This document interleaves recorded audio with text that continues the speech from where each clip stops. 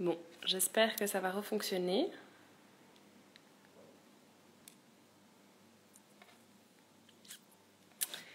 Désolée pour cette petite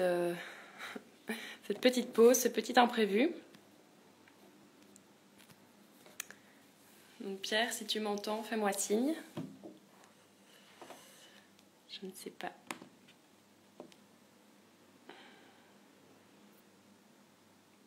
Ah, super, tu es là, je te rajoute.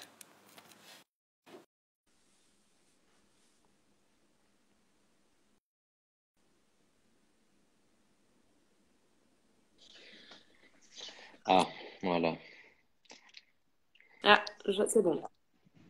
Ouais. Je ne sais pas ce qui s'est passé. Non, moi non Du plus. coup, je suis perdue, je ne sais plus ce qu'on disait. Je ne sais plus, En tout cas, tu as répondu, En gros, je disais, voilà, je il faut pense. savoir ce qu'on veut, quoi. Voilà. Alors, attends, je reprends juste vite mes questions. Oui. Donc là, maintenant, tu en es au cinquième studio, si je ne me trompe pas. Et donc, Neuvième. est-ce que tu... Neuvième. Ouais.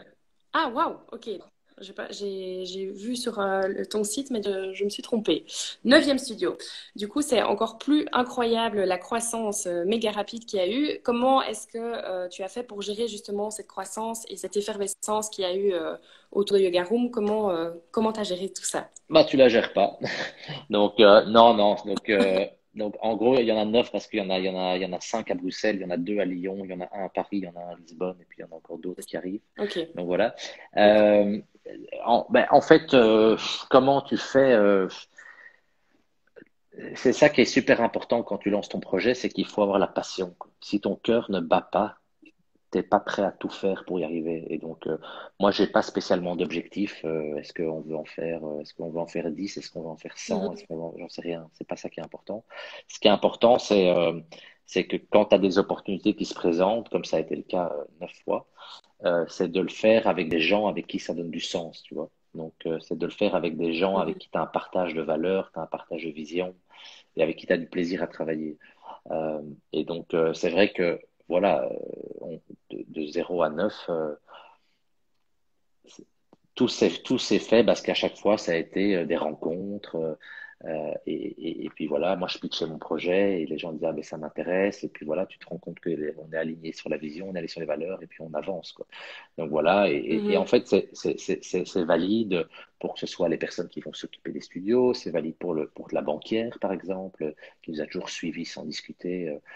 Et donc voilà, c'est vraiment Mhm. ça pour moi, c'est ça qui est important. C'est si ton cœur, en fait, si tu travailles avec ta passion, si tu travailles avec ton cœur, la dimension risque, elle disparaît complètement parce qu'en fait, tu seras toujours retombé sur tes pattes parce que globalement, ce que tu as dans ton cœur, c'est la seule chose qu'on ne peut pas t'enlever.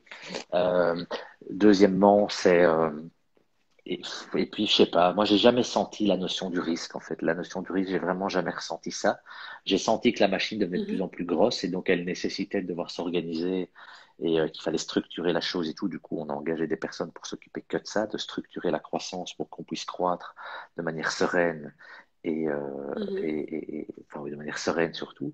Euh, mais donc voilà, je sais pas, moi j'ai toujours Ouais, avancé, enfin, je fonce. croire en... Oui, C'est c'est vraiment ça. croire en ton projet Ouais, ouais, c'est sans croire en avoir une ton, c'est ça, croire en ton projet, en ce que croire en tes tripes, et puis voilà. Donc, il n'y a pas, non, je pourrais pas te dire, il y a de la stratégie, il y a ceci, il y a cela. Non, il y a surtout une envie de pouvoir partager ma passion du yoga avec les gens, quoi. Et ça, c'est Mhm. le driver le plus fort. Après, voilà, j'ai la chance d'avoir fait deux, trois études où on t'apprend un peu à compter. J'ai eu la chance de lancer trois, quatre projets en Chine, entrepreneuriaux et tout. Donc, ma passion du yoga combinée à cette expérience-là, en fait, a fait que ça a fait un cocktail qui a plutôt bien marché. Mais Mhm. je sais pas. Ah, et je pense aussi que de façon très humble, j'ai aussi beaucoup de chance, quoi. Donc, j'ai aussi beaucoup de chance par rapport au timing et tous ces trucs-là. Donc, mais bon, voilà. La chance, on l'a saisie, tu me diras. Donc. Mhm. J'allais dire, on dit souvent qu'on provoque Voilà. la Mais en chance tout cas, aussi. ouais, Mais c'est ça. les neuf studios, j'imagine qu'il y a quand même eu certaines difficultés. Il y en a, par exemple, deux que tu as en tête, que tu pourrais nous citer, deux grosses difficultés auxquelles tu par exemple, tu t'y attendais pas, ou alors est-ce que tout a coulé de manière assez fluide et assez simple, ou est-ce qu'il y a des choses pour... Difficile, tu as toujours des petits challenges, quoi. Tous les jours, tu as des petits challenges. Voilà. Après, il y a deux studios qui nous ont posé un peu plus de soucis que d'autres. Sur les sept, donc sur les neuf, on en a sept qui fonctionnent très très bien. Et on en a deux pour lesquels j'ai pas dit que c'est plus difficile, mais c'est différent. Et donc on se retrouve dans un modèle différent avec une logique, des logiques différentes, des mécaniques différentes, ce qui fait que c'est beaucoup plus Mhm. difficile, c'est beaucoup plus facile de ce qu'on applique à l'un, on ne peut pas l'appliquer à celui-là, par exemple, tu vois. Et donc c'est par exemple Mhm. notre studio du Fort Jaco, qui est un super studio, c'est un des plus beaux studios qu'on ait, mais on s'est un peu trompé sur la localisation. Donc on l'a mis ça à Fort Jaco, où globalement la densité de résidence, la densité de résidentielle est très basse parce que les gens ont des grands jardins et ça c'est super pour eux. Mais du coup, au kilomètre carré, tu as beaucoup moins de monde. Et donc, évidemment, ça devient difficile. Yoga Room, on doit avoir en moyenne 1500 à 2000 membres par studio. Et ben là, pour avoir tes 1500 à 2000 membres par studio, tu ne peux plus ratisser dans les 5 kilomètres à la ronde, tu dois ratisser de manière beaucoup plus large parce que la densité est moindre. Il y a aussi très peu de bureaux là-bas. Donc voilà, ça c'est le Fort Jaco, c'est le deuxième studio qu'on a ouvert en 2016. Donc on existait à peine depuis 3-4 mois. Et donc on n'avait pas vraiment encore compris quels étaient nos key success factors en termes de localisation. Et donc on s'est installé là et c'est un beau studio, c'est voilà, on a une super communauté de membres et tout, mais c'est vrai que c'est un studio pour lequel on doit avoir des logiques qui sont différentes. Donc ça c'est une chose, mais voilà, c'est un studio qui fait partie de la Yoga Room et qui fera toujours partie de Yoga Room. Donc voilà, c'est comme ça nous a permis d'apprendre plein de choses et on crache pas dedans. Et puis la deuxième chose qui nous a posé pas mal de difficultés, c'est on a racheté un studio en décembre 2018 et, euh, et donc là à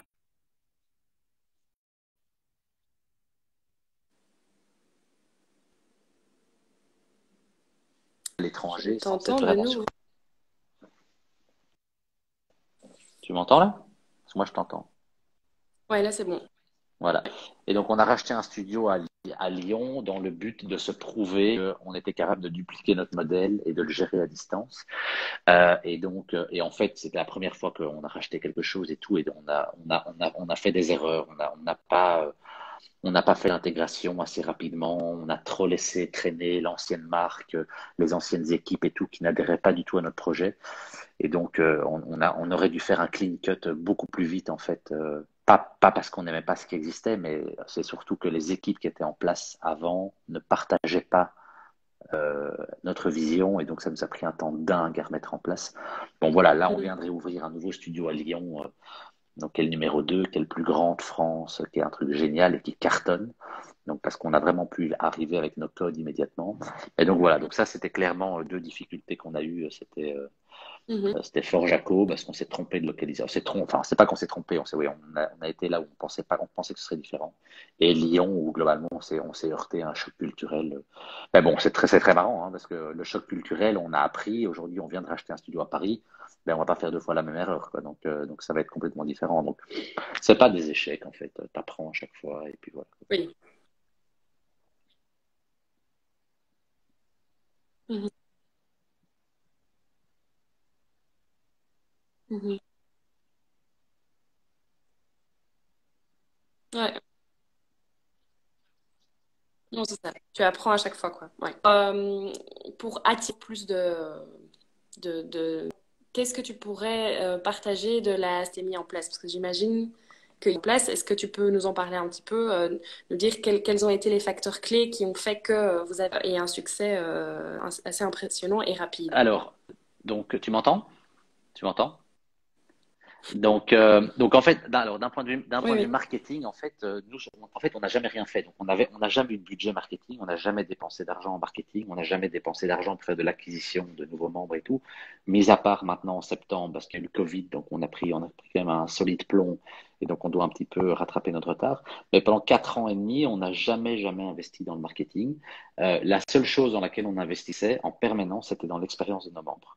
Et donc, notre objectif, c'était toujours faire en sorte que l'expérience de nos membres soit ultime, que les gens adorent le yoga. Pour ça, il fallait que on ait des super profs, qu'on ait des super installations, que nos membres se sentent vraiment dans leur seconde maison.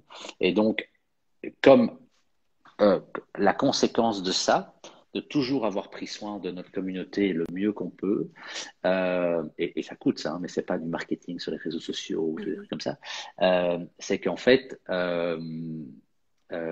c'est qu'en fait 84, plus de 80% de nos nouveaux membres viennent par le bouche à oreille. Donc, on a aujourd'hui, Ok. par exemple, on n'a pas besoin de communiquer pour avoir des nouveaux membres. On en fait plusieurs milliers par an et on ne communique pas parce qu'en fait, c'est le bouche-à-oreille. Donc, ça, c'est chouette. Et deuxième point qui était vachement cool aussi, du fait d'avoir vraiment bien pris soin de notre communauté, c'est que pendant le Covid, c'était quand même une période qui était compliquée parce qu'on s'est retrouvé sans revenus pendant 6 mois. Ouais. Notre communauté a Mhm. été hyper présente en fait et les mecs nous ont vraiment soutenus et nous ont vraiment aidés à passer à travers quoi. Donc ça c'était Mhm. chouette. Donc franchement si là je peux donner un conseil, bon après ça dépend des business et après voilà c'est vrai qu'on avait aussi un peu cassé les codes du yoga. On avait essayé de rendre le yoga, allez sans être vulgaire, on avait essayé de rendre le yoga sexy. On voulait vraiment que au travers des photos, au travers de ce qu'on faisait, ben, que les gens puissent, enfin, aider les gens à se projeter dans l'expérience yoga. Donc ça, c'est ce qu'on avait fait aussi. Mais Mhm. à part ça, à part prendre soin de notre communauté et des membres et s'assurer qu'ils ont toujours des bons cours dans des belles installations, on n'a pas fait grand-chose. Et le plus important, c'est ça, c'est bien prendre soin des gens, Mhm. je pense. Ouais, ouais, oui, tout à fait. Mais du coup, pendant la période Covid, vu que les studios étaient complètement fermés, est-ce que il y a une stratégie de rebasculer tout en digital ou alors est-ce que on attend que ça réouvre et enfin, non, j'imagine que vous avez fait des choses entre, mais est-ce que vous avez vraiment pour volonté d'être plus présent du côté digital?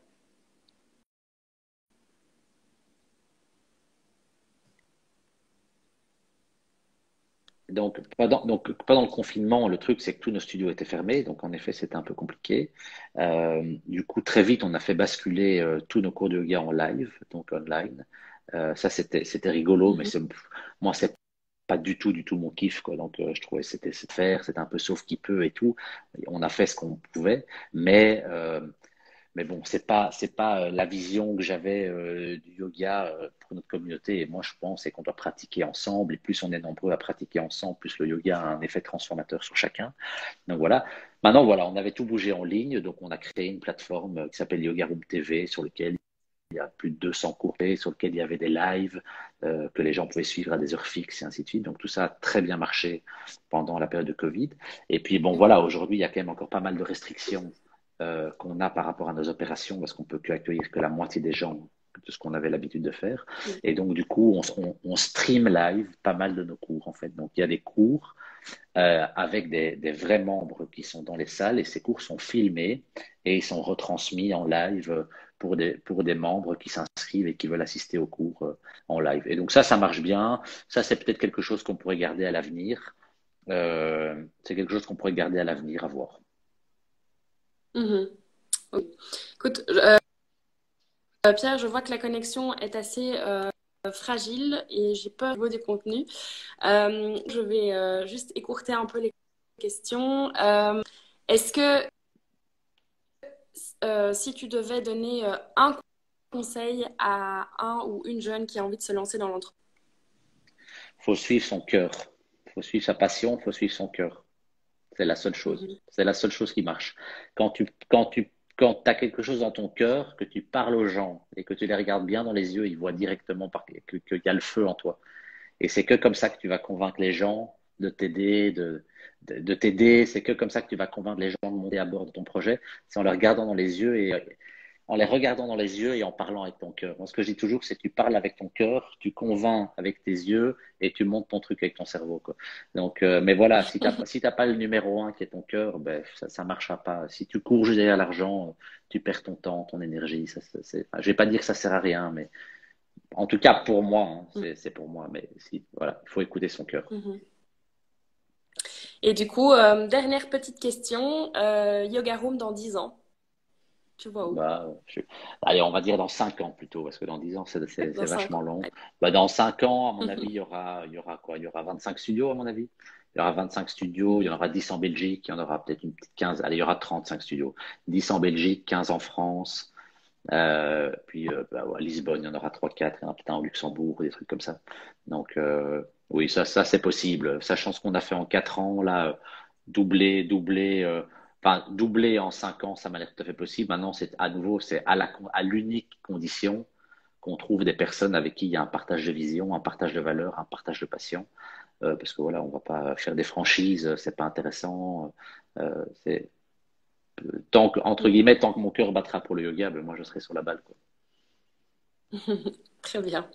Super. Mais écoute, je voulais encore te remercier d'avoir accepté ce moment d'échange. C'est super intéressant et super inspirant.